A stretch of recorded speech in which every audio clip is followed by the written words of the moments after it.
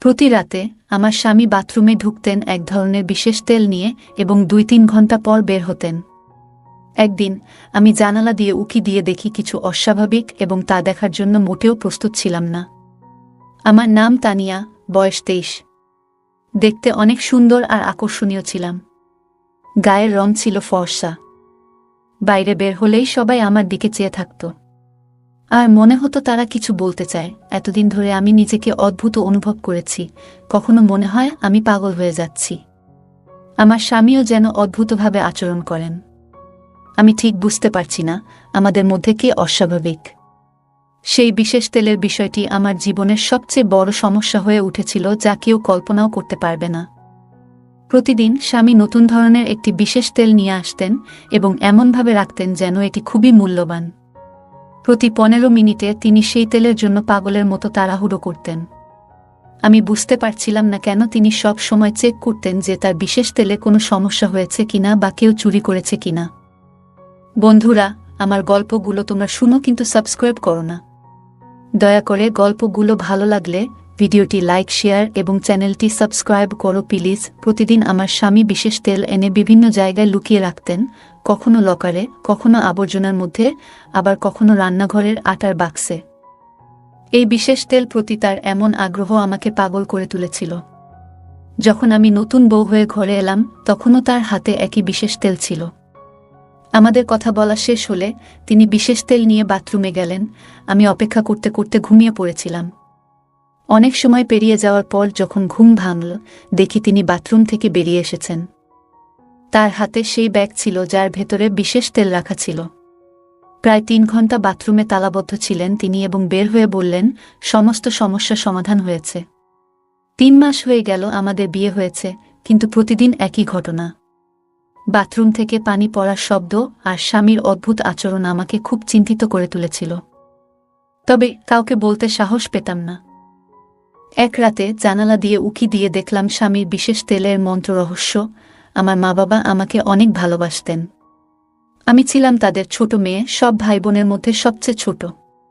আমার ছোটবেলায় অনেক অসুস্থ ছিলাম। বাবা মা সবসময় আমার জন্য প্রার্থনা করতেন। আমার চিকিৎসা চলছিল, তাই পরিবারের সবাই আমাকে অনেক ভালোবাসত।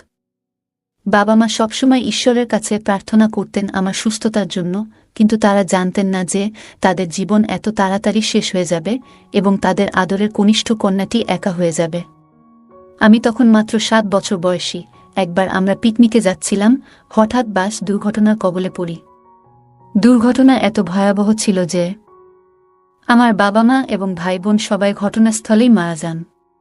আমি বেঁচে গিয়েছিলাম, কিন্তু সেই দিনটি আমার জীবনকে পুরোপুরি বদলে দিয়েছিল। অনেকেই আমাকে দেখে দুঃখ প্রকাশ করত, ভাবত আমি বাবা মা ছাড়া কিভাবে বাঁচব। আমার মনে হয় যদি আমি সেদিনও চলে যেতাম তাহলে ভালো হতো। সবাই বলতো এই মেয়ে এতিম হয়ে জীবন কাটাবে। আমার পুরো পরিবার হারিয়ে গিয়েছিল। সেই সময় আমার বাবার সৎ ভাই আমাকে তার বাড়িতে আশ্রয় দিয়েছিলেন, কারণ অন্য কেউ আমাকে রাখতে চাইছিল না। আমার মায়ের আত্মীয়রাও আমাকে নিজেদের বাড়িতে নিতে ভরসা পাননি। ওরা আমাকে অনেক ঠাট্টা করত, আর সেই ঠাট্টা শুনতে শুনতে আমি বড় হলাম। যখন বিয়ের বয়স এলো, আমার খালা আমাকে এমন একজনের সাথে বিয়ে দিলেন যাকে আমি চিনতাম না। আমি ভাবতাম খালার বাসায় সারাদিন কাজ করতে হবে, তাই স্বামীর বাড়িতে কাজ করাই ভালো। স্বামী খুব সুদর্শন ও স্মার্ট ছিল, কিন্তু তার পরিবার সম্পর্কে আমি কিছু জানতাম না। আমার খালা আমাকে বলেছিলেন, তোমাকে এখন শ্বশুরবাড়িতে থাকতে হবে। আমার কাছে তোমার খরচ বহন করার টাকা নেই। যাই হোক না কেন, তোমার শ্বশুরবাড়ির সাথে থাকতে হবে। আমি বুঝতে পারলাম খালা আমাকে তাড়াতাড়ি বিয়ে দিয়ে নিজের মেয়েদের জন্য পথ পরিষ্কার করতে চেয়েছিলেন। বিয়ের পরে স্বামীর পরিবারের অদ্ভুত আচরণ দেখে আমি চিন্তিত হয়ে পড়লাম। আমার স্বামী বিয়ের প্রথম রাত থেকেই আমাকে এড়িয়ে চলত। সে সারা রাত বাথরুমে কাটাত, আর আমি ভাবতাম হয়তো সে এসে ঘুমাবে। কিন্তু ১ মাস পেরিয়ে গেলেও স্বামী আমাকে স্পর্শ করেনি। শাশুড়ি বললেন, তোমার স্বামী তোমাকে একদিনও স্পর্শ করেনি। আমি বুঝতে পারলাম আমার জীবন সত্যিই কঠিন হতে চলেছে। লজ্জার কারণে আমি কাউকে কিছু বলতে পারিনি। ১ মাস পরে মামির সাথে দেখা করতে গেলে তিনি আমাকে দেখে আঁতকে উঠলেন এবং নানা প্রশ্ন করতে লাগলেন। আমি বিস্মিত হয়ে তার দিকে তাকালাম। তিনি আগেও এমন অদ্ভুতভাবে কথা বলেছিলেন যেন আমার সাথে কোনো সম্পর্ক নেই। তার কথায় আমি খুব কষ্ট পেলাম, কারণ আমার শৈশব এই বাড়িতেই কেটেছে। আমি ভাবতাম মামা খালার সাথে দেখা করার আমার অধিকার আছে, কিন্তু এখানে এসে দেখলাম আমার স্বামী বাথরুমে যাচ্ছিল। আমি তার কাছে তুচ্ছ মনে হলাম। আমি নীরব থাকলাম, রাগ নিয়ন্ত্রণ করলাম এবং আমার ভাগ্যকে মেনে নিলাম। প্রতি মুহূর্তে ভাবতাম, কেন আমি নীরব থাকি? আমার স্বামীর সত্যতা প্রকাশ করা উচিত, কিন্তু বাস্তবে কিছু করতে পারতাম না। নিজেকে ঘরের কাজে ব্যস্ত রাখতে শুরু করলাম, রান্না, পরিষ্কার, পরিবারের জামাকাপড় ইত্যাদি। খালার বাড়িতে কাজের মেয়ে ছিলাম, আর এখন শ্বশুরবাড়িতেও একই জীবন যাপন করছি। একদিন ভাবলাম, আর কতদিন এভাবে বাঁচব? রুদ্ধস্বরের স্বামীকে সব বললাম। শোনার পর তার মা নাতিনাতনি চাইলেন, আর স্বামী বিদ্যুতের শকের মতো হয়ে গেল। আমি নিশ্চিত হলাম স্বামী পুরুষত্বহীন। প্রতিরাতে ঘুমানোর অজুহাতে বাথরুমে যেত, সে বাথরুমে থেকে বেরিয়ে আমার ঘুমানোর অপেক্ষা করত। কেউ নতুন বউকে এভাবে একা রেখে সারা রাত বাথরুমে কাটাবে না। আমি সিদ্ধান্ত নিলাম, স্বামীর এই গোপন কথাটা জানাতে হবে এবং একদিন রাতে সবার সামনে সত্যটা তুলে ধরব। এক রাতে স্বামীর মুখে অদ্ভুত হাসি দেখে আমি জেগে থাকার চেষ্টা করলাম। সে বলল, তুমি তাড়াতাড়ি ঘুমাও, আমি ডিস্টার্ব করব না। তারপর রুমের লাইট অফ করে বের হয়ে গেল। শুয়ে পড়ার সাথে সাথে আমি ক্লান্ত হয়ে পড়ে ঘুমিয়ে যেতাম। আজ জেগে থাকার চেষ্টা করছিলাম, কিন্তু ঘুমের উপর নিয়ন্ত্রণ ছিল না। আমি বললাম, ভালো লাগছে না, ঘুমাতে চাই। স্বামী বলল, ঠিক আছে। আমি 1 ঘন্টা স্বামীর জন্য অপেক্ষা করছিলাম। যখন গভীর ঘুমে ছিলাম, স্বামী এসে বাথরুমের দরজা বন্ধ করল। ভয় পাইনি, বরং চোরের মতো আস্তে আস্তে বাথরুমের দরজার কাছে গেলাম। বাথরুমের জানালা অনেক উঁচু ছিল, তাই চেয়ার এনে জানালার কাছে গেলাম। রাত 2টা বাজে, বাড়ির কেউ দেখেনি। চেয়ারে উঠে জানালা দিয়ে দেখার চেষ্টা করলাম, কেন স্বামী এতক্ষণ বাথরুমে কাটাচ্ছেন। পা কাঁপছিল, তবু সাহস করে জানালায় তাকালাম। ভেতরের দৃশ্য দেখে মাথা ঘুরে গেল, চোখে জল এলো। রুমে ফিরে কাঁদতে লাগলাম। বুঝলাম, খালা স্বামীর বাস্তবতা জানতেন, তাই আমাকে এখানে পাঠিয়েছেন। আমি খুব সুন্দরী ছিলাম, কিন্তু এই নরকে পড়ে গেছি। আমার খালা ভয় পেতেন যে তার মেয়েদের থেকে ভালো সম্পর্ক আমি পেয়ে যাব। তাই তিনি আমাকে এমন একজনের সাথে বিয়ে দিলেন যাকে আমি জানতাম না। আমি বুঝতে পারলাম, শাশুড়ি ও শ্বশুরবাড়ির লোকেরা স্বামীর আসল চেহারা জানতেন না। তারা নিজেদের জীবন নিয়ে ব্যস্ত ছিলেন এবং স্বামীর দিকে কেউ নজর দিত না। অনেক অভিভাবক মনে করেন সন্তানকে বিয়ে দিয়ে দায়িত্ব শেষ, কিন্তু আমার জীবন নষ্ট হল। স্বামী পুরুষত্বহীন, অথচ কেউ জানত না। তারা শুধু আমাকে বিয়ে দিয়েই দায়িত্ব শেষ মনে করেছিল। আমি নীরব থাকার মেয়ে নই, চুপ থেকে কিছু অর্জন করতে পারি না।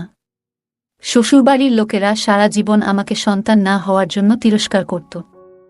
আমাকে অপমান সহ্য করতে হতো। এখন আমি ভাবছি কি করব এবং কোথায় যাব। আমার মাথা লুকানোর আর কোনো জায়গা ছিল না। মামার বাসায়ও যেতে পারছিলাম না, কারণ আন্টি নিষেধ করেছিলেন। ঠিক করলাম, আর চুপ থাকব না। কিন্তু আমার পিছনে কেউ ছিল না। স্বামী বাথরুমে ছিল, আর আমি অপেক্ষা করছিলাম। সে বের হলে রেগে গিয়ে তার কলার চেপে ধরলাম। চিৎকার করে বললাম, তুমি আমার সাথে এমন করলে কেন? সে খুব চতুর ছিল এবং আমার সাথে চতুরভাবে থাকছিল। বুঝতে পারছিলাম না কেন সে আমার কাছে আসছে না। সম্ভবত সে পুরুষত্বহীন ছিল, কিন্তু বলতে ভয় পেত। লোকেরা তাকে ঠাট্টা করবে বলে বিয়ের পর সব দোষ আমার উপর চাপিয়ে দিয়েছিল। 3 মাস ধরে বিষণ্ণতায় ভুগছিলাম। আজ যখন তাকে ধরে জিজ্ঞাসা করছিলাম, সে অবাক হয়ে আমার দিকে তাকিয়েছিল, যেন বিশ্বাস করতে পারছিল না যে আমি তার মিথ্যা ধরে ফেলেছি। আমার কথা শুনে স্বামী বিস্মিত হয়ে আমার দিকে তাকিয়ে রইলেন, কোনো উত্তর দিলেন না। আমি বললাম, তোমার লজ্জা হওয়া উচিত। তুমি এমন নোংরা কাজ করছো। আমি তোমার মতো নপুংসক মানুষের সাথে বাঁচতে চাই না। কিন্তু মনে হলো সে আমার কথা বুঝতে পারছে না। স্বামীর বিস্মিত ও বিচলিত চেহারা দেখে আমি দুঃখ পেলাম। ঘর থেকে বেরিয়ে গেটের দিকে যাচ্ছিলাম, তখন স্বামী আমার হাত ধরে টেনে নিয়ে গেলেন। চিৎকার করতে গেলে তিনি মুখে হাত রেখে চুপ থাকতে বললেন। আমাকে একটি ঘরে নিয়ে এসে বিছানায় শুইয়ে দিলেন, তারপর দরজা বন্ধ করলেন। আমি খুব রেগেছিলাম।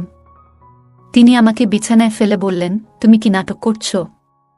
আমি তোমাকে চুপ থাকতে বলেছিলাম, একবার শান্ত হয়ে আমার কথা শোন। এত রাতে কোথায় যাবে? আমাদের সম্পর্কের জন্য একটু সুযোগ দাও। তার কথা শুনে আমি আরও রেগে গেলাম।